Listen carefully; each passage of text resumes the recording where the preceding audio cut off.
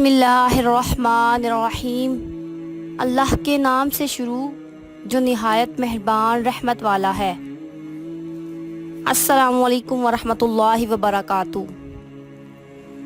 हज़रत अबू इमामा रदियल्लाहु ताला अन्हो कहते हैं कि रसूलुल्लाह सल्लल्लाहु अलैहि वसल्लम ने फरमाया, मैं उस शख्स के लिए जन्नत के अंदर एक घर का ज़ामिन हूँ जो लड़ाई झगड़ा तर्क कर दे अगरचे वो हक पर हो, और जन्नत के बीचों बीच एक घर का उस शख्स के लिए जो झूठ बोलना छोड़ दे अगरचे वो हंसी मजाक ही में हो, और जन्नत की बुलंदी में एक घर का उस शख्स के लिए जो खुश खल्क हो।